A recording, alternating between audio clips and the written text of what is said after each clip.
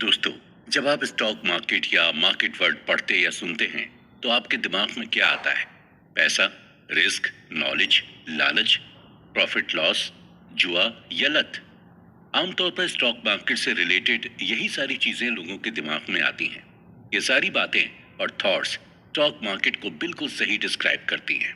पर ये केवल सिक्के के एक पहलू हैं, जिसकी बुनियाद सिर्फ कही सुनी बातें हैं। और हम सब जानते हैं कि दुनिया में फैक्ट्स कम हैं और अफवाहें ज्यादा। अगर स्टॉक मार्केट इतनी ही बुरी है, तो उसे बहुत पहले बंद हो जाना चाहिए था, क्योंकि अगर मार्केट ने लूजर्स पैदा किए हैं, तो इसने विनर्स भी बनाए हैं। अब ये आप पर डिपेंड करता है कि आप किसे अपना आइडल चुनते हैं। आइडल चुनने का प्रोसेस इतना आसान नहीं होता। आप सोचेंगे कि इसमें कौन सी बड़ी बात है, अब कोई लूजर को तो अपना आइडल बनाएगा नहीं। पर स्टॉक मार्केट इतनी डीप और डाइवर्स फील्ड है कि ना तो यहाँ कोई पूरी तरह से लूजर होता है और ना ही पूरी तरह से विनर। तो आखिर अपने आइडल को पहचाने कैसे? इसका जवाब जानने से पहले आपके लिए उस भीड़ के बारे में कुछ और बातें जान लेना बहुत जरूरी है, जिनमें से आपको अपना आइडल चुनना होता है। ये वही भीड़ है जो एक समाज की फॉर्मेशन करती है, और ये वही भीड़ है जो किसी को समाज की रियलिटी से दूर ले जाकर एक भ्रम पैदा करती है। जब कई सारे लोगों को कोई एक चीज पसंद आती है, फिर चाहे वो कोई प्रोडक्ट हो, कोई मेला लगा हो या कोई कॉमन मेंटेलिटी, तब जाकर एक क्राउड की फॉर्मेशन होती है। तो क्या पूरी दुनिया एक क्राउड है? हम ऐसा बोल सकते हैं? बिल्कुल नहीं। दुनिया क्राउड के अलग अलग कैटेगरीज में बटी हुई है। कोई किसी चीज के सपोर्टर्स हैं, तो कोई अपोजिशन में है, कोई रेडिकल है, कोई कंजर्वेटिव है और कोई मॉडरेट है। कोई बिजनेसमैन है तो कोई सर्विसमैन है, और कोई अनएम्प्लॉयड। कोई हिंदू है, कोई मुस्लिम है, कोई सिख है, कोई क्रिश्चियन है। दुनिया की हर फील्ड में ग्रुप्स बने हुए हैं। अगर ये ग्रुप्स ना होते और हम सबकी सोच एक ही होती, तो ये दुनिया परफेक्ट होती, या हम कभी प्रोग्रेस नहीं कर पाते। ठीक इसी तरह स्टॉक मार्केट में भी प्राइमरीली दो तरीके के क्राउड होते हैं। एक को हम बुल्स कहते हैं और दूसरे को बियर्स। बुल्स मार्केट के ऊपर जाने के फेवर में होते हैं और बियर्स नीचे जाने के। ऐसा नहीं है कि मार्केट ऊपर जाता है सिर्फ तभी फायदा होता है। फायदा मार्केट के नीचे जाने से भी होता है, बशर्ते आपने अपने स्टॉक्स की पोजीशनिंग उस हिसाब से रखी हो तो। ये दोनों ग्रुप्स अपने अपने आइडियोलॉजीज और मेथड्स में बिल्कुल रेडिकल होते हैं, जिसके बारे में हम बहुत बारीकी से इस बुक समरी में जानेंगे। पर जैसे जैसे आप इस सफर में आगे बढ़ेंगे, आपको पता चलेगा कि इन्वेस्टमेंट फील्ड में किसी भी एक ग्रुप का हिस्सा बनना या उसकी आइडियोलॉजी को अपना आइडल बनाना फायदे का सौदा नहीं होता। अब आप सोच रहे होंगे कि तो क्या कोई अकेला पूरे क्राउड को बीट कर सकता है? तो इसका जवाब है हाँ। एक इंसान पूरे क्राउड को बीट कर सकता है, क्योंकि हमें किसी से फिजिकली लड़ना नहीं होता, बस अपनी प्रेजेंस ऑफ माइंड और लॉजिक यूज करके खुद को बाकियों से बेहतर साबित करना होता है। और जो ऐसा करने में सक्सेसफुल हो गया, मार्केट से कॉन्ट्रेरियन के नाम से बुलाती है, जिसके बारे में हम आगे और डिटेल में जानेंगे। इस वर्ड को दिमाग में बैठा लीजिए, क्योंकि इसका जिक्र इस डिस्कशन में बार बार होगा। तो दोस्तों, अब हम वापस से अपने पहले सवाल पर आते हैं कि इस इन्वेस्टमेंट फील्ड में हमें किसे अपना आइडल चुनना चाहिए। तो ऑथर के हिसाब से ये बुक आपको कॉन्टेरियंस के बारे में बताती भी है, और एक कॉन्टेरियन कैसे बने ये सिखाती भी है। इसलिए अब ये सवाल आप खुद से पूछिए कि आप एक कॉन्ट्रेरियन को अपना आइडल बनाना चाहते हैं या खुद एक कॉन्ट्रेरियन बनना पसंद करेंगे। दोस्तों, अपना जवाब और अपनी क्यूरियोसिटी दोनों को बांध कर रखिएगा और सुनिए हमारे साथ बीट द क्राउड की बुक समरी, जिसे लिखा है केन फिशर और एलिजाबेथ डेलिंगर ने। मैं हूं आरजे गौहर परवेज और आप सुन रहे हैं कुकू एफएम, सुने जो मन चाहे। Brain training guide. दोस्तों, इन्वेस्टमेंट की दुनिया में ज्यादातर भीड़ का फैसला सही होने के बजाय गलत ही होता है। ये एक सच है जिसे सब अपना चुके हैं, क्योंकि बार बार उन्हें इन्वेस्टमेंट से पहले अपने या अपने किसी जानने वाले का खराब एक्सपीरियंस याद आता रहता है। उन्हें याद होता है कि कैसे बड़े बड़े मार्केट गुरुओं की बात गलत निकलने पे उनके मुंह में अंडे फेंके गए थे। ये सब जानते, देखते और समझते हुए भी लोग अपने आप को मार्केट में पैसा लगाने से रोक नहीं पाते। लोग इतने सारे ब्लॉग्स, ऑनलाइन वीडियोस और शेयर मार्केट से जुड़े टीवी प्रोग्राम्स देख लेते हैं कि वो सारी लिखी कही जाने वाली चीजों को सच मानने लगते हैं और मोटिवेट होकर पैसा लगा देते हैं। फिर जब मार्केट गिरता है तो भीड़ चाल में अपने महंगे खरीदे हुए स्टॉक्स को नुकसान कम करने के चक्कर में सस्ते में बेच देते हैं। और जो इस भीड़ चाल से अलग हटकर कुछ करते हैं उन्हें हम कॉन्ट्रेरियन कहते हैं। एक कॉन्ट्रेरियन बनने के लिए हमें अपने दिमाग को कुछ ऐसे ट्रेन करना होता है कि हम दोस्त, मीडिया, आसपास के लोग और बड़े फैसिनेशन बैंकर्स की सोच से लड़ सकें। ऐसा करने के लिए हमें बड़ी नॉलेज, फाइनेंशियल डिग्री, पीएचडी या किसी और ब्रह्म ज्ञान की जरूरत नहीं है। कुछ ऐसे बेसिक सिद्धांत, इंटरनल अलार्म बेल्स और खुद अपनी एक इंडिपेंडेंट सोच रखने की कैपेसिटी की मदद से हम और आप क्राउड को बीट करने वाले एक ट्रू कॉन्ट्रेरियन बन सकते हैं। पर एक ट्रू कॉन्ट्रेरियन बनने का मतलब क्या होता है?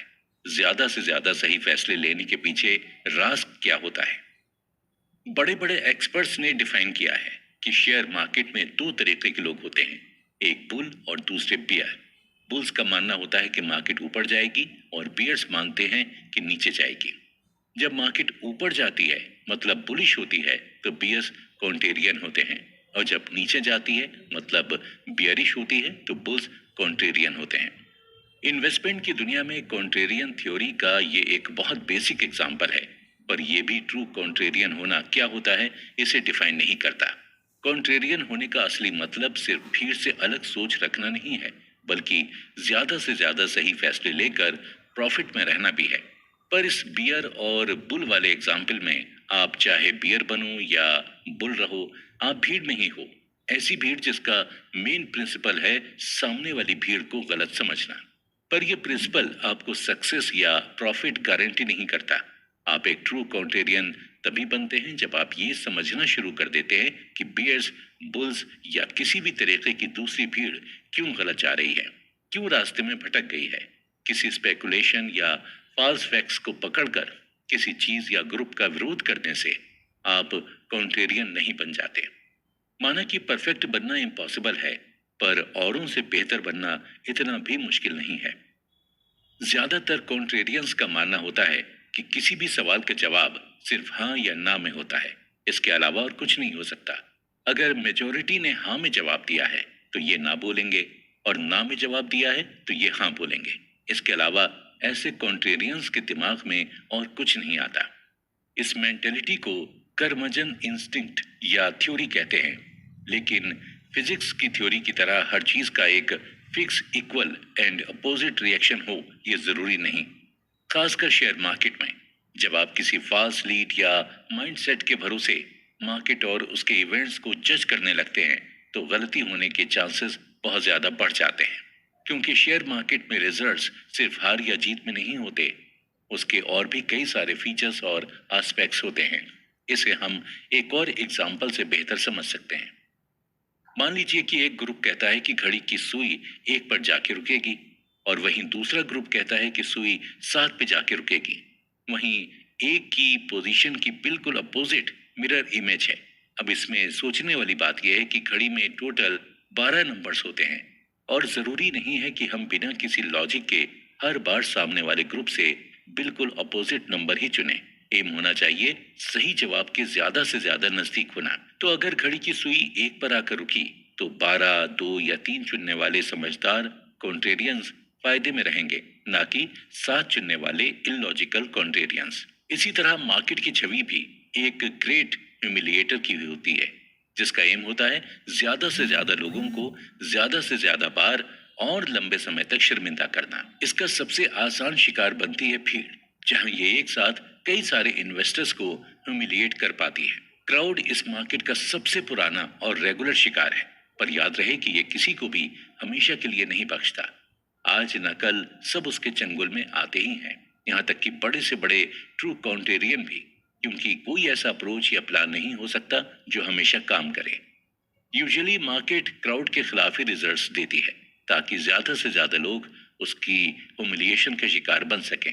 पर कभी कभी वो उसी भीड़ के फेवर में रिजल्ट देकर उनका फायदा भी करवाती है, ताकि ऐसा ना हो कि किसी दिन ये भीड़ ही खत्म हो जाए, जिसे ये मार्केट शिकार बना के अपना दिल खुश करती है। इसी में एक होते हैं मोमेंटम इन्वेस्टर्स। ये वैसे लोग होते हैं जो क्राउड की डिस्ट्रीब्यूशन देखकर मार्केट को एनालाइज करते हैं। अगर ज्यादा लोगों का मानना है कि मार्केट उठेगी और अगर पिछले कुछ समय से मार्केट राइज कर रही होगी तो ये भी उसी हिसाब से ज्यादा पैसा लगाते हैं, और अगर मार्केट बियरिश चल रही होगी तो ये काम पैसा नहीं लगाते, स्टॉक्स बेच देते हैं या कुछ नहीं करते। इन मोमेंटम इन्वेस्टर्स का मानना होता है कि the trend is your friend, और जब मार्केट थोड़ी सी शरारत करती है तो इनका पूरा सिस्टम हिल जाता है और ये लोग मुंह के बल गिर जाते हैं। वहीं कुछ ऐसे लोग भी होते हैं जो मार्केट की थोड़ी सी हरकत की खबर से ही अपने इन्वेस्टमेंट में फेरबदल कर लेते हैं, जबकि 10 से 20% का फॉल तो वैसे भी आने वाले कुछ हफ्तों में उनके इन्वेस्टमेंट में आता ही है। पर सच तो यह है कि ये डरपोक और भटके हुए लोग जब इधर उधर की खबर सुनकर अपने स्टॉक्स में फेरबदल कर लेते हैं तो ये इधर उधर की खबरें सच हो जाती हैं और इनको फैलाने वाले लोग क्रेडिट लेने लगते हैं, बस इसलिए कि कभी कभी भीड़ सही हो जाती है और कॉन्ट्रेरियंस गलत। लेकिन इसका मतलब ये नहीं कि उस स्पेसिफिक इवेंट को ही अपना सिद्धांत या सक्सेस का मंत्र बना लें। मंत्र सिर्फ एक ही होना चाहिए जिससे आपके ज्यादा से ज्यादा फैसले सही साबित हों।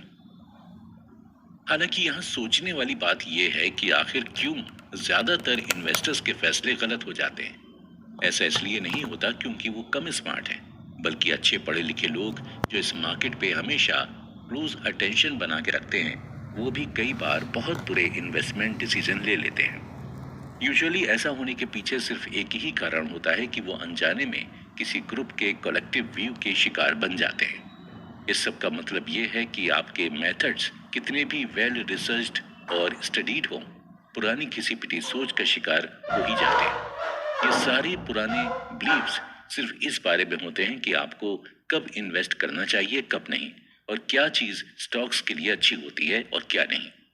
बहुत से डॉक्टर्स, इंजीनियर्स और लॉयर्स इसी कन्वेंशनल बिलीव्स के बेसिस पे इन्वेस्ट करते हैं, और इसमें उनकी कोई गलती नहीं है क्योंकि उनकी प्रोफेशनल ट्रेनिंग ही ऐसी होती है। वो अपने प्रोफेशनल लाइफ में हर चीज के लिए एक रूल बेस्ड मेथड फॉलो करते हैं। एक डॉक्टर इलाज भी किताबी नॉलेज के बेसिस पे ही करता है, लॉयर की दलीलें भी किताबी होती है, और एक इंजीनियर अपनी किताबी नॉलेज के बेसिस पे ही एक ब्रिज बनाता है। जब यही रूल बेस्ड मेथोडोलॉजी ये लोग शेयर मार्केट में लगाते हैं तो टाइम टू टाइम इन्हें झटके लगते हैं, क्योंकि ये एक्सपेक्ट करते हैं कि मार्केट भी उनके इस रूल बेस्ड सिस्टम की तरह लीनियर और लॉजिकली ऑपरेट करेगी। और बाकी के जितने लोग होते हैं उनके रूल्स और बिलीव्स किसी एकेडमिक थ्योरी या टेक्स्ट बुक करिकुलम पर बेस्ड होते हैं। थ्योरी और टेक्स्ट बुक में जो लिखा होता है उसे कोई गलत नहीं ठहरा सकता, लेकिन वो आपके काम तभी आते हैं जब आप उन थ्योरीज को अपनी इंडिपेंडेंट सोच और मार्केट की सिचुएशन के हिसाब से ढालते हैं।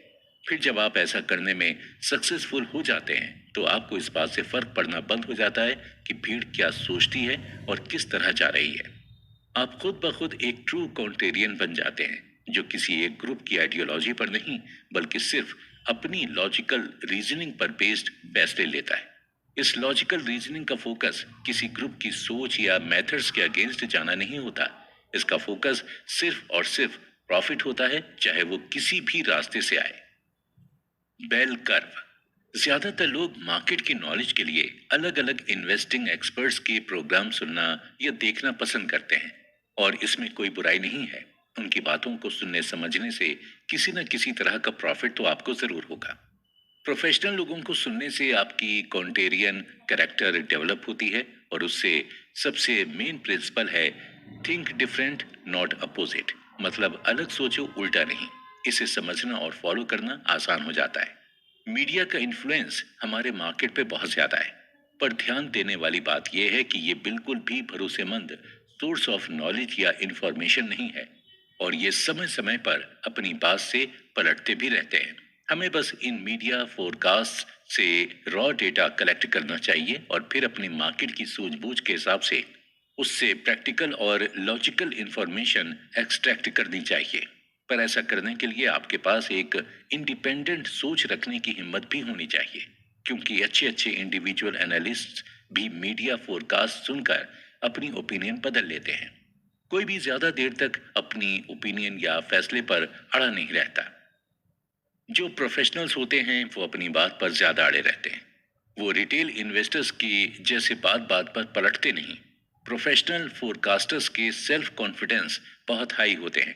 उन्हें अपना काम पता होता है, अपनी मार्केट की नॉलेज पर पूरा भरोसा होता है और सबसे बड़ी बात, उनमें पेशेंस बहुत होता है। प्रोफेशनल्स जब अपने फैसले पे लंबे समय तक टिके रहते हैं तो उनके फॉलोअर्स का भी बिलीफ बहुत स्ट्रांग हो जाता है। पर प्रोफेशनल्स का अपनी ओपिनियन पे अड़े रहने का ये मतलब भी नहीं होता कि उन्हें प्रॉफिट लॉस से कोई मतलब नहीं होता। उनको भी अगर लंबे समय से अपने मेथड से रिजल्ट्स दिखाई देता नजर आ रहा होता है तो वो भी सोच विचार कर अपना प्लान रिवाइज करते हैं।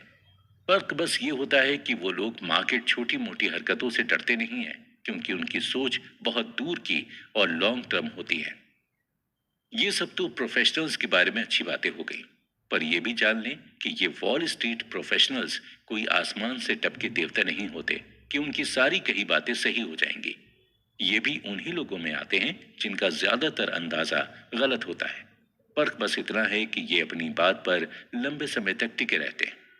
इस चैप्टर में हम प्रोफेशनल्स के बारे में ऐसी ही कुछ बातें जानेंगे, जैसे क्यों इनकी ओपिनियन अक्सर गलत साबित होती हैं, इनकी ओपिनियन के गलत साबित होने से हमें मार्केट के बारे में क्या पता चलता है, और क्यों किसी भी फोरकास्ट को दिमाग में किसी सक्सेस मंत्र की तरह बिठा लेने का कोई फायदा नहीं है।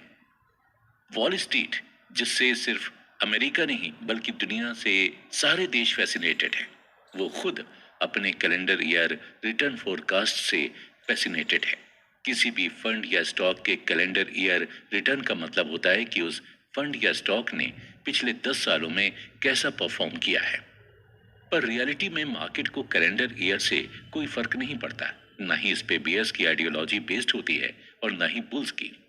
यहाँ अगर किसी चीज से फर्क पड़ता है तो वो सिर्फ मार्केट साइकिल से। S&P 500 इंडेक्स के दो लेटेस्ट मार्केट हाइस या लोस के बीच के पीरियड को हम एक मार्केट साइकिल कहते हैं। चैनल्स बड़े बड़े market experts, economist, trade pandits और अपने इन हाउस बिजनेस ग्रुप्स का एक पैनल बनाकर न्यूज में एक हेडलाइंस बना देती हैं, जिसमें एक स्पेसिफिक नंबर का जिक्र होता है जितने से मार्केट उठने वाला है या गिरने वाला है। स्पेसिफिक नंबर बनाने से लोगों को ज्यादा जल्दी विश्वास हो जाता है चैनल पर। ऐसा करने से चैनल की टीआरपी बहुत तेजी से बढ़ती है और उन ट्रेड पंडित्स को भी बहुत जबरदस्त पॉपुलैरिटी मिल जाती है। इन सब के बीच इंडिविजुअल एनालिस्ट भी अपने क्वार्टरली रिपोर्ट्स पब्लिश करके पॉपुलैरिटी बटोरने में पीछे नहीं रहते। और मार्केट में तो इतने अनइन्फॉर्म्ड लोग भटक रहे हैं कि हर एनालिस्ट और सो कॉल्ड एक्सपर्ट्स और गुरुज को उनका फेयर शेयर ऑफ पॉपुलैरिटी मिल ही जाता है। जहां ये मीडिया फोरकास्ट इंडिविजुअली किसी के काम नहीं होते, वहीं प्रोफेशनल्स की रिपोर्ट कार्ड्स थोड़े काम की साबित होती हैं। ऐसा इसलिए क्योंकि वो अपने क्लाइंट्स को फॉल या रिस्क का कोई स्पेसिफिक नंबर या परसेंटेज प्रिडिक्ट करके नहीं बताते।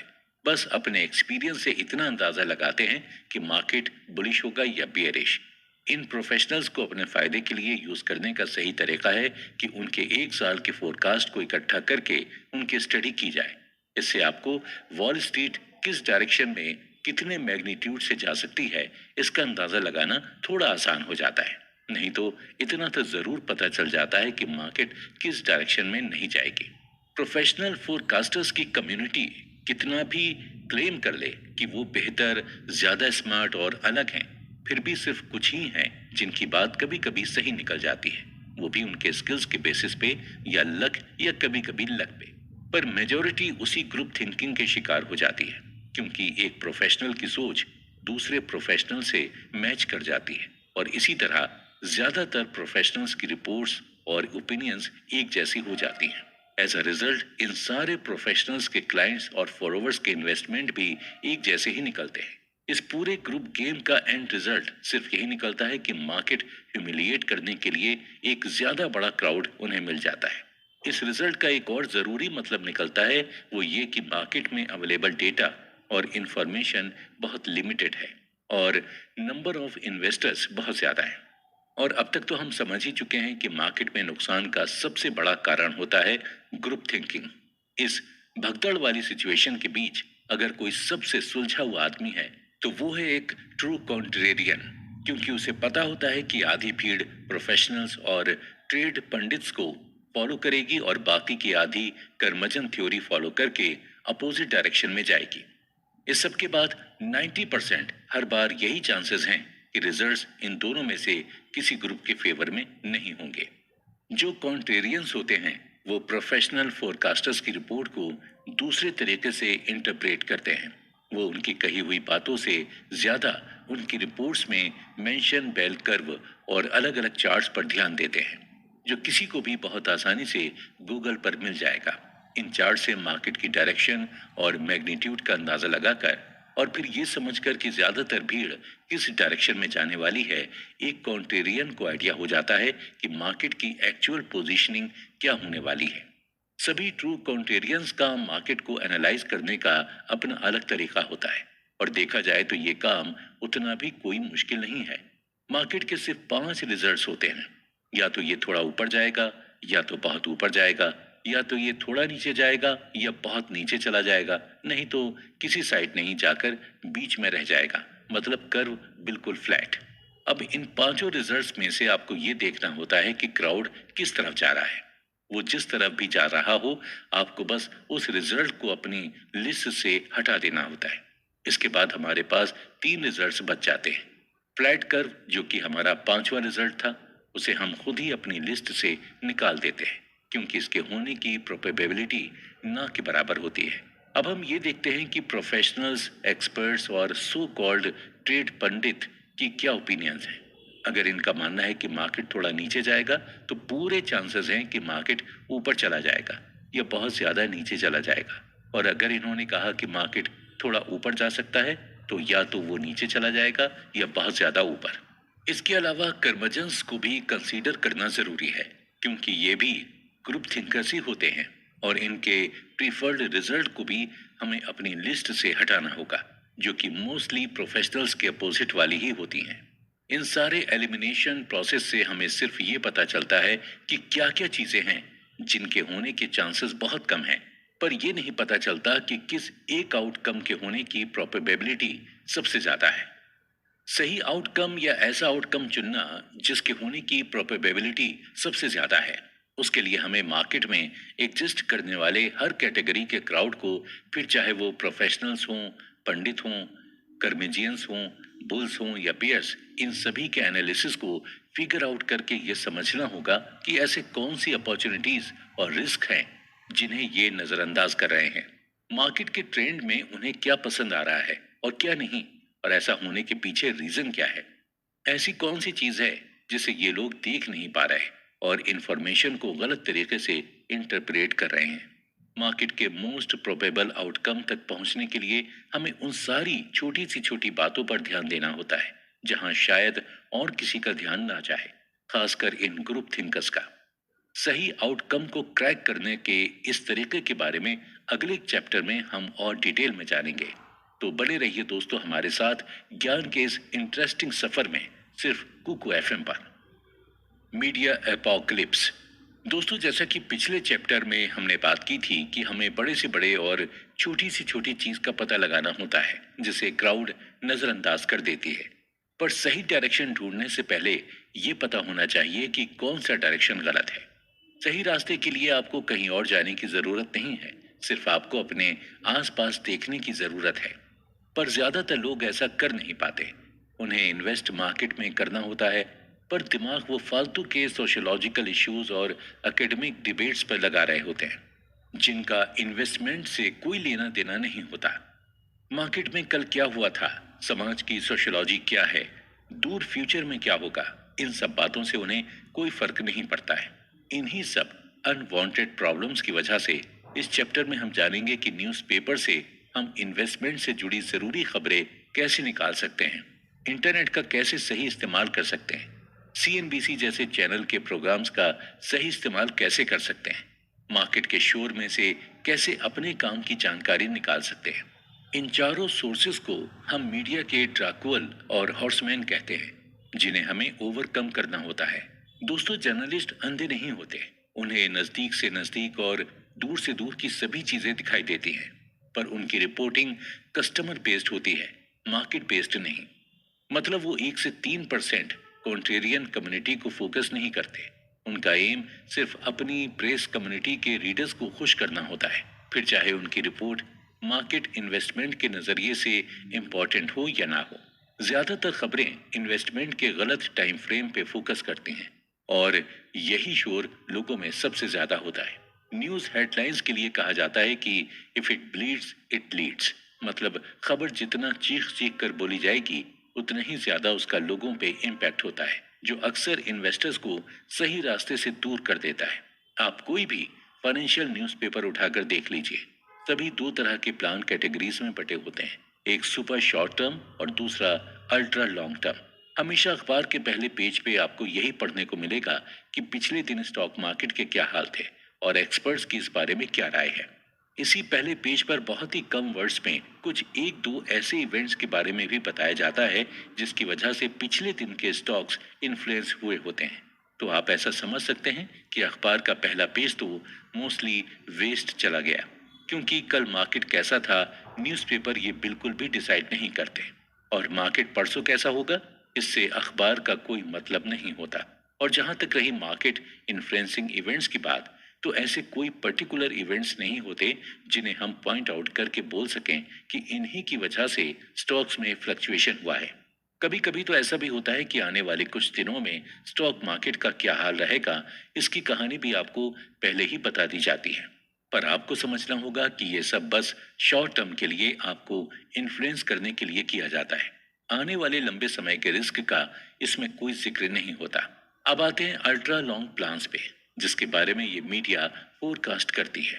इसमें अच्छी खासी न्यूज गवर्नमेंट एजेंसीज की तरफ से आती हैं, जैसे कांग्रेशनल बजट ऑफिस या इंटरनेशनल ऑर्गेनाइजेशंस जैसे World Bank, International Monetary Fund और Organisation for Economic Cooperation and Development. आपको एक 30 साल का पोटेंशियल ग्रोथ फोरकास्ट बताया जाता है। क्लाइमेट चेंज का लॉन्ग टर्म कॉन्सिक्वेंस समझाया जाता है। कर्ज और इनकम के बीच की इन इक्वलिटी के बारे में ज्ञान दिया जाता है। डेवलपिंग वर्ल्ड में घटती आबादी के एस्पेक्ट्स बताए जाते हैं। चाइना के दुनिया के ऊपर क्लेम किए जाने के बारे में बताया जाता है। इन सभी एस्पेक्ट्स का मतलब यही होता है कि ये सभी चीजों को शेयर मार्केट से जोड़कर अपने मतलब के प्लान के सपोर्ट में दलीलें देते हैं। पर ये सारी चीजें स्टैटिक रियलिटी होती हैं, मतलब ये चीजें एनवायरनमेंट में हमेशा प्रेजेंट रहती हैं। इनमें से कोई भी चीज अचानक से नहीं हुई होती। तो इस बात को दिमाग में बैठा लीजिए कि इन बातों का स्टॉक मार्केट के अगले 50 सालों से या अगले 30 महीनों से या इनफैक्ट अभी प्रेजेंट में मार्केट में क्या हरकत होगी इससे कोई लेना देना नहीं होता। इन सब के बावजूद मीडिया हेडलाइंस में आपको सिर्फ ऐसी ही बेतुकी स्टोरीज देखने को मिलेंगी जो जनता के दिलो दिमाग में घर कर जाती और फिर वो उनका गलत मतलब निकालने के लिए मजबूर हो जाते हैं। लोगों को लगता है कि अगर वो बार बार इन मीडिया स्टोरीज को पढ़ते रहेंगे तो इसमें से जरूर कुछ अच्छा निकल कर आएगा, जबकि रियलिटी में अगर आप किसी न्यूज को बहुत जरूरी समझकर बार बार पढ़ते या सुनते हैं तो उससे कुछ इंटरप्रेट करने के बजाय आप उसे ही फैक्ट मानने लगते हैं। एक और भटकाने वाली चीज जिससे मीडिया ऑब्सेस्ड है वो है इकोनॉमिक डेटा। ये डेटा लिखने के लिए सबसे आसान कहानी होती है, ग्रोथ अच्छा है, ड्रॉप बुरा है, फिर उसमें 600 वर्ड और ऐड करके इधर उधर की कहानी बना दो और हो गया आर्टिकल पूरा। फिर यही रिपोर्ट जब पब्लिश होती है तो मीडिया ऐसी हेडलाइंस बनाकर इसे पेश करती है जैसे इसका वाकई में कोई बहुत डीप मीनिंग है और इसमें भविष्य बताने की अद्भुत क्षमता है। फिर आम जनता इसी डेटा के स्टेटिस्टिक्स के बारे में डिस्कस और डिबेट करने लगती है कि ये अच्छा है या बुरा। मार्केट में ये टिप थोड़ी देर के लिए है या ट्रेंड बन जाएगा, पर यह सब कुछ बिल्कुल टाइम और एनर्जी वेस्ट है, क्योंकि इस डिबेट का मुद्दा किसी एक साइड को गलत या सही साबित करना नहीं होता, बल्कि इससे सिर्फ एक बेमतलब का शोर पैदा होता है। मीडिया ऐसा प्रोपेगेंडा अपने हर दूसरी रिपोर्ट के साथ करती है, फिर चाहे वो मुद्दा कितना भी बड़ा हो या छोटा, रिपोर्ट सारी एक जैसी ही होती है। वहीं रैंडम नंबर्स जो मंथ टू मंथ बदलते रहते हैं, ये रिपोर्ट्स हर मंथ या क्वार्टरली आती हैं और बताती हैं कि बीते कुछ समय में मार्केट में क्या क्या हलचल मची है। Industrial production, retail sales, consumer spending, manufacturing output, exports, imports वगैरह वगैरह के डेटा भी उसी के साथ जोड़कर रिपोर्ट को लंबा चौड़ा बना देते हैं, पर इसमें से एक चीज भी मार्केट में आज क्या हो सकता है इसकी तरफ कोई पक्का इशारा नहीं करती और न ही आने वाले समय के बारे में कुछ प्रिडिक्शन करती है। एक कॉन्ट्रेरियन अपने दिमाग को कुछ इस तरीके से ट्रेन करता है कि उसे ये मार्केट के शोर तभी सुनाई देते हैं जब वो खुद पर्पसली ग्रुप थिंकर्स के हाव भाव लेना चाहता है, क्योंकि उसे पहले से ही पता होता है कि शोर जो भी फैसला लेता है या जिस भी चीज को सच मानता है, मार्केट उससे पहले ही अपने प्रोबेबल आउटकम्स की लिस्ट से हटा देती है, जिसके बेसिस पे आप इन्वेस्टमेंट के बारे में थोड़ा विचार विमर्श कर सकते हैं। तो दोस्तों, अगले चैप्टर में आपको ये पता चलेगा कि आखिर किसी भी प्लान में इन्वेस्ट करने के लिए ज्यादा से ज्यादा कितने दिनों की स्कीम तैयार करनी चाहिए। तो बने रहिए हमारे इस सफर में। Next 30 months. दोस्तों, जब आप बच्चे थे तो क्या बनना चाहते थे? डॉक्टर, एस्ट्रोनॉट, टीचर, क्रिकेटर या कुछ और? हम सब बचपन में अलग अलग प्रोफेशनल्स को आइडियलाइज करके अपना एडल्टहुड इमेजिन करते हैं, पर क्या हम अपनी इस इमेजिनेशन को रियलिटी में बदल पाते हैं? क्या आप अपने बचपन के सपने को पूरा कर पाए हैं? अगर कर पाए हैं तो बहुत अच्छी बात है, पर हम में से ज्यादातर लोग कर नहीं पाते। ऐसा इसलिए होता है क्योंकि बदलते वक्त के साथ रियलिटी भी चेंज होती रहती है। जैसे बड़े होकर आपको पता चलता है कि खून से आपको डर लगता है, तो डॉक्टर बनने का सपना चेंज हो जाता है। किसी को बड़े होकर फिजिक्स सब्जेक्ट पसंद नहीं आता, तो उसका एस्ट्रोनॉट बनने का सपना भी चेंज हो जाता है। ठीक इसी तरह शेयर मार्केट के बारे में भी कोई प्रोफेशनल, एक्सपर्ट, इकोनॉमिस्ट या ट्रेड पंडित नहीं प्रेडिक्ट कर सकते। ज्यादा से ज्यादा कोई इंसान आने वाले 30-32 दिन का ही मार्केट एनालाइज कर सकता है। इससे एक दिन भी आगे की कहना मतलब अंधेरे में तीर चलाना है, और इसके अलावा कुछ नहीं, बस पूरा कैस है। अगर कोई मीडिया या इंडिविजुअल 30 दिन से आगे का मार्केट फोरकास्ट करते हैं तो वो केवल पॉसिबिलिटीज पे खेल रहे होते हैं, जबकि स्टॉक मार्केट का पूरा खेल प्रोबेबिलिटी का होता है, पॉसिबिलिटी का नहीं। आप किसी भी मार्केट के शोर को फिल्टर कर सकते हैं, सिर्फ ये सवाल पूछकर कि उस बात का मार्केट के अगले 30 महीनों पे क्या ठोस असर पड़ सकता है। अगर कुछ फर्क नहीं पड़ता है तो ये मीडिया और ट्रेड पंडित आने वाले समय को कितना भी बुरा से बुरा बताएं, इससे स्टॉक्स को कुछ फर्क नहीं पड़ता है। और अगर उनका 30 दिन के बाद वाला अंदाज सही भी हो जाता है तो वहां से एक नया साइकिल शुरू हो जाता है, जिसका पिछले 30 दिनों से कोई लेना देना नहीं होता। पर इसका मतलब ये नहीं है कि हम पॉसिबिलिटीज को कंसीडर ही ना करें। क्राउड क्या कह रही है, किस चीज को नजरअंदाज कर रही है, या वो सोच ही नहीं पा रही, इन सारी बातों को कंसीडर करने से लॉन्ग टर्म प्लान कहाँ और कितना गलत जा रहा है या जा सकता है, इसे फिगर आउट करने में थोड़ी मदद हो जाती है। इकोनॉमिक्स में एक टर्म होता है बेबी बूमर। इसको हम वैसे लोगों के लिए यूज करते हैं जिनका जन्म 1946 से 1964 के बीच में हुआ है, और जो हमारी इकोनॉमी के लिए बहुत जरूरी है। पिछले 10 सालों से बेबी बूमर्स लोगों के दिलो दिमाग में घर कर गए हैं, जिसकी वजह से लोग अब इस बात पे भी डिस्कशन करते हैं कि उनके रिटायर हो जाने के बाद स्टॉक मार्केट का क्या होगा। पर सच तो ये है कि किसी को नहीं पता कि क्या होगा, क्योंकि किसी को ये नहीं पता कि कोई भी बूमर रिटायर कब होगा। इसकी कोई फिक्स्ड या एवरेज एज नहीं है।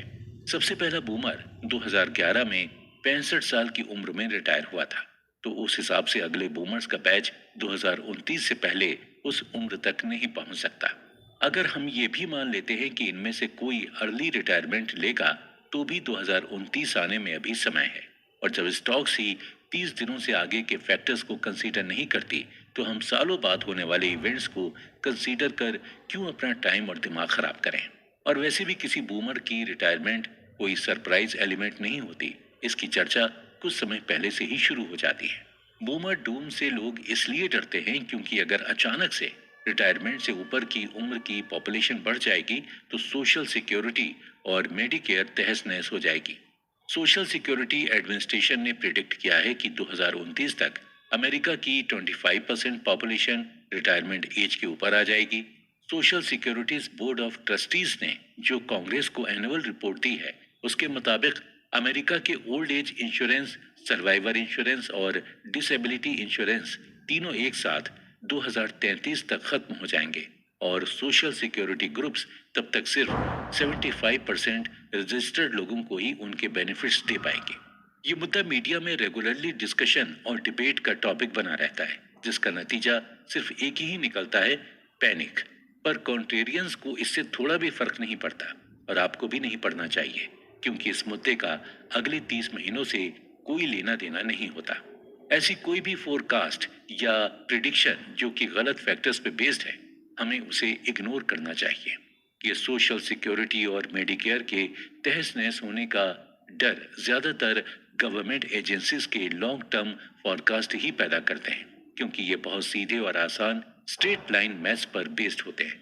इनके मुताबिक सिंपली टाइम फ्रेम एक्सटेंड कर देने से 10 साल बाद की मार्केट सिचुएशन आज की मार्केट सिचुएशन के हिसाब से पता चल जाएगी। पर ऐसा नहीं होता। पास्ट, प्रेजेंट और फ्यूचर में बहुत फर्क होता है।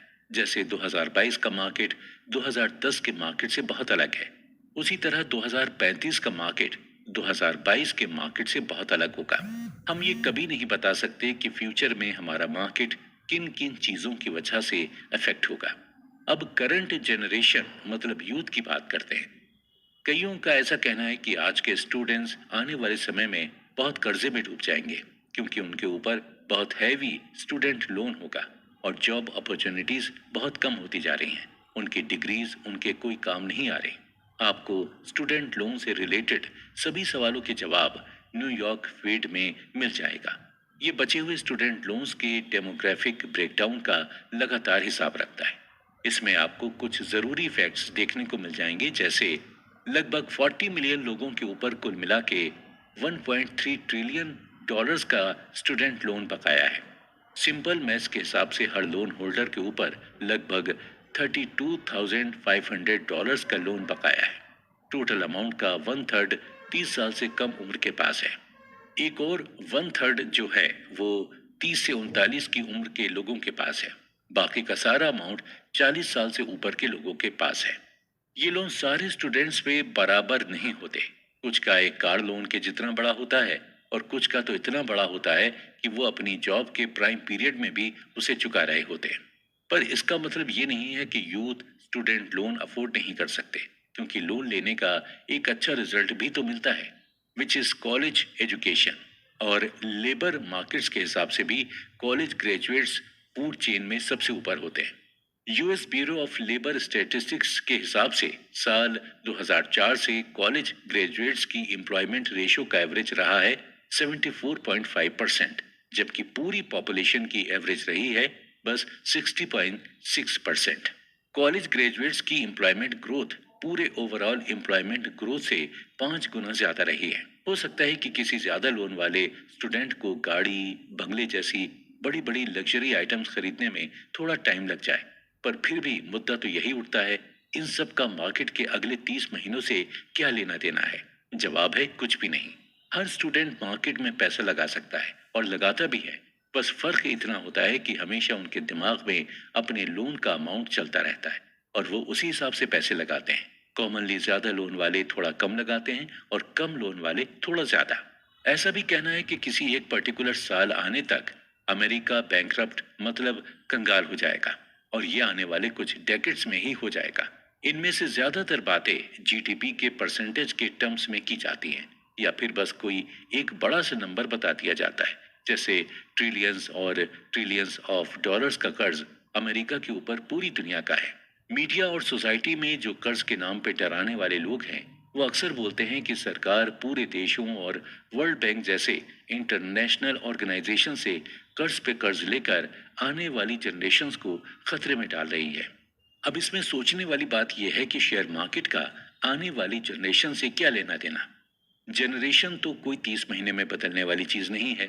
चलिए मान लिया कि जनरेशन चेंज का स्टॉक से कुछ लेना देना नहीं है, पर कर्ज का है।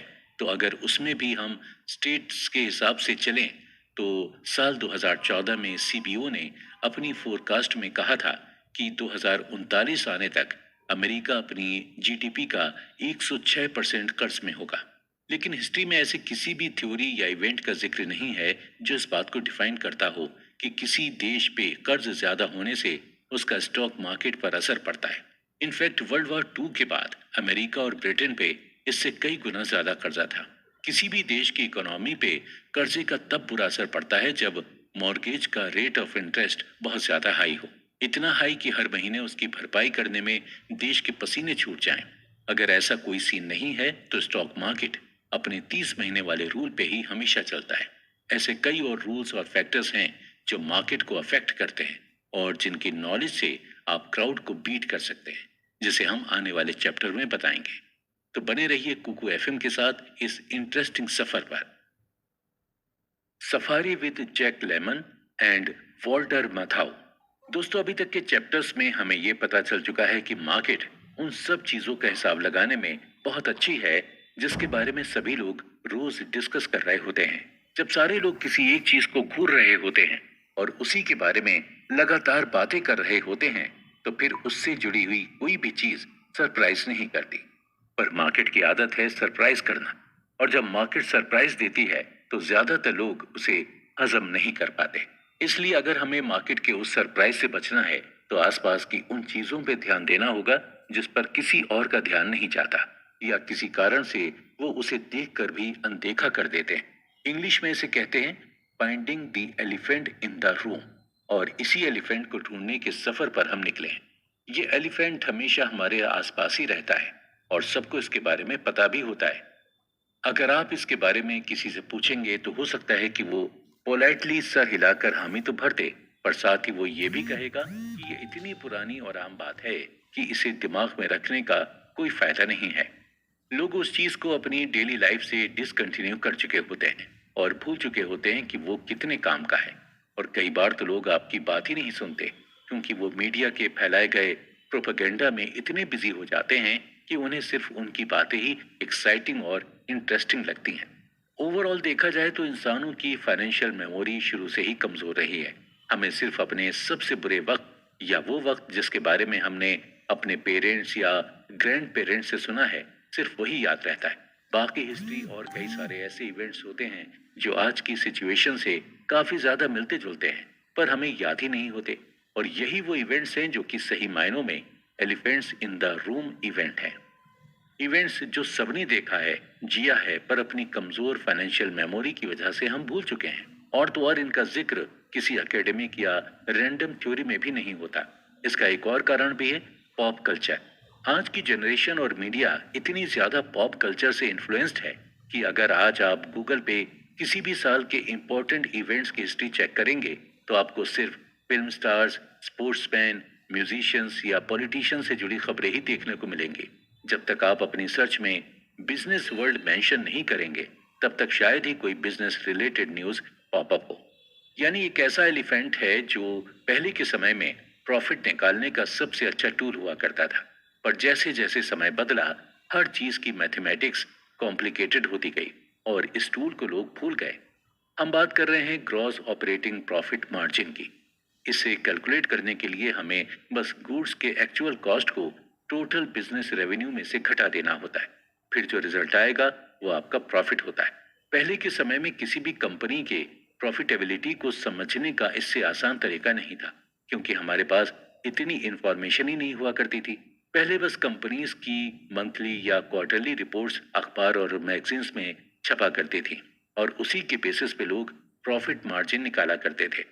पर आज इतनी सारी कॉम्प्लेक्स इंफॉर्मेशन और स्टेटिस्टिक्स लोगों के पास अवेलेबल होते हैं कि लोग सिंपलिसिटी से बहुत दूर जा चुके हैं। लोग ये नहीं रियलाइज करते कि आप कितना भी एक कंपनी के अलग अलग बिजनेस मॉडल के बारे में रिसर्च कर लें, उसे अफेक्ट करने वाले सोशल, पॉलिटिकल और नेचुरल फैक्टर्स के बारे में रिसर्च कर लें, मीडिया रिपोर्ट्स को देख लें, ट्रेड पंडित, वॉल स्ट्रीट प्रोफेशनल्स या इंडिविजुअल एनालिस्ट, इन सब को कंसल्ट कर लें, पर घूम फिर करके एंड में बात ग्रोस मार्जिन पर ही आती है। किसी भी कंपनी का ग्रॉस मार्जिन उसके बारे में बहुत कुछ बताता है। जैसे अगर कंपनी का ग्रॉस मार्जिन बहुत थिन हो तो उसकी परफॉर्मेंस बुल मार्केट के अर्ली फेज में बहुत अच्छी होगी, पर मार्केट बियरिश होते ही उसकी परफॉर्मेंस खराब हो जाएगी और नुकसान होना शुरू हो जाएगा। ऐसा इसलिए होता है क्योंकि थिन मार्जिन वाले कंपनीज के पास कुशन सपोर्ट बहुत कम होता है। कुशन का मतलब होता है सोल्ड गुड्स के एक्चुअल कॉस्ट और टोटल रेवेन्यू अर्न के बीच की डिफरेंस। इसीलिए ऐसे स्टॉक्स जिनकी कुशन ज्यादा मोटी होती है, लोग लॉन्ग टर्म में उन्हें खरीदना ज्यादा पसंद करते हैं क्योंकि मार्केट के छोटे मोटे नुकसान से उन्हें ज्यादा फर्क नहीं पड़ता। एक एलिफेंट ऐसा भी है जो आजकल बुरी न्यूज के डिस्गाइज में आता है और जिसे हम बाई बैक कहते हैं। बाई बैक का मतलब होता है कंपनीज के खुद के स्टॉक्स को खरीदना। जहां आजकल की मीडिया इस मूव को यह कहकर बुरा बना देती है कि कंपनी को खुद पर, अपने बिजनेस पर भरोसा नहीं रहा, कंपनी अपने डाउनफॉल से डरने लगी है। वहीं पहले के समय में बाईबैक को बहुत स्मार्ट बिजनेस मूव माना जाता था, क्योंकि ये एक बहुत सिंपल और पॉपुलर इकोनॉमिक थ्योरी पर बेस्ड था। थ्योरी के हिसाब से जब किसी चीज की सप्लाई कम या लिमिटेड हो जाती है तो उसकी प्राइस बढ़ जाती है। इसीलिए कंपनीज टाइम टू टाइम अपने स्टॉक्स खुद खरीद कर मार्केट में शॉर्टेज की सिचुएशन पैदा कर देती थी, जिसकी वजह से इन्वेस्टर्स उनके बचे कुचे लिमिटेड स्टॉक्स को मुंह मांगी कीमत पर खरीदने के लिए मजबूर हो जाते थे। आज के समय में कई लोग बाईबैक के इस मूव को अनएथिकल और रिस्की भी कहते हैं, जो कि कुछ हद तक सही भी है। कंपनी ज्यादा से ज्यादा पैसे कमाने के लिए सेल्फिश बनकर मार्केट में अफरा तफरी मचा देती हैं और फिर कस्टमर्स को कंपनी के आगे पीछे जाने बिना ही इन्वेस्ट या विड्रॉ करने का फैसला लेना पड़ता है। पर अगर प्रैक्टिकली सोचें तो कंपनीज बिजनेस करने के लिए बैठी हैं, चैरिटी करने के लिए नहीं। और जब तक कंपनीज को प्रॉफिट नहीं होगा तब तक उनके स्टॉक होल्डर्स को भी कोई फायदा नहीं है। मार्केट में बहुत लंबे समय से यील्ड कर्व को एक बहुत अच्छा इंडिकेटर माना जाता है। यील्ड कर्व एक ग्राफ होता है जो किसी भी कंट्री के इंटरेस्ट रेट्स को अलग अलग मैच्योरिटीज के हिसाब से दिखाता है। इसका जिक्र बहुत लंबे समय से एकेडमिक लिटरेचर्स में भी होता आया है। इस यील्ड कर्व को डेवलप किया था वेस्ले सी मिशेल ने, जिनकी कोशिश थी आज की मॉडर्न दुनिया के मुताबिक एक ऐसा टूल बनाना जिससे बिजनेस के सीजनल प्रॉस्पेरिटी, क्राइसिस, डिप्रेशन और रिवाइवल के कॉम्प्लेक्स प्रोसेस को अच्छे से डिस्क्राइब और एनालाइज किया जा सके। इस टूल की मदद से मिशेल ने 1890 से 1911 के बीच के फाइनेंशियल मार्केट को बहुत अच्छे से डिस्क्राइब करके ये समझाया कि कोई भी मार्केट कब और क्यों बूम या बस्ट करती है। मिशेल की इसी स्टडी के बेसिस पे आगे चल के national bureau of economic research ने लीडिंग इकोनॉमिक इंडेक्स जैसा एक और बहुत यूजफुल मार्केट इंडिकेटर डेवलप किया, जिसके बारे में हम आगे के चैप्टर्स में बात करेंगे। यील्ड कर्व एक ऐसी मैजिकल जगह है जहां एकेडमिक थ्योरी और रियल वर्ल्ड एक्सपीरियंस दोनों आकर मिल जाते हैं और इसीलिए सालों से ये बहुत काम की चीज साबित होती आ रही है। ये कर्व बैंक्स के प्रॉफिट मार्जिन, उनके short term, long term rates, funding cost, revenue और ग्रॉस प्रॉफिट मार्जिन को बहुत अच्छी तरह से रिप्रेजेंट करती है। जब कर्व बहुत ज्यादा स्टीप होता है तो इसका मतलब होता है शॉर्ट टर्म रेट्स के मुकाबले लॉन्ग टर्म रेट्स बहुत ज्यादा हाई हैं, जिसका सीधा मतलब है इस समय लोन देना ज्यादा प्रॉफिटेबल रहेगा। जब यही कर्व फ्लैट होता है तो देना रिस्की माना जाता है और बैंक सिर्फ वैसे ही लोन्स देती है जिसके पे आउट्स बहुत कम होते हैं। ऐसा होने पे मार्केट में पैसों के लेन देन की रफ्तार कम हो जाती है, जिससे ओवरऑल ग्रोथ की स्पीड भी कम हो जाती है। और जब ये कर्व उल्टा हो जाता है तो किसी भी तरह का लोन देना प्रॉफिटेबल नहीं माना जाता। सभी जगहों से पैसा आना रुक जाता है और ओवरऑल ग्रोथ बिल्कुल एक हाल्ट पे आकर रुक जाती है। यील्ड कर्व के इसी डिस्क्रिप्टिव डिटेल्ड एनालिसिस की वजह से आज तक इसे एक अच्छे फाइनेंशियल टूल की तरह देखा और इस्तेमाल किया जाता है।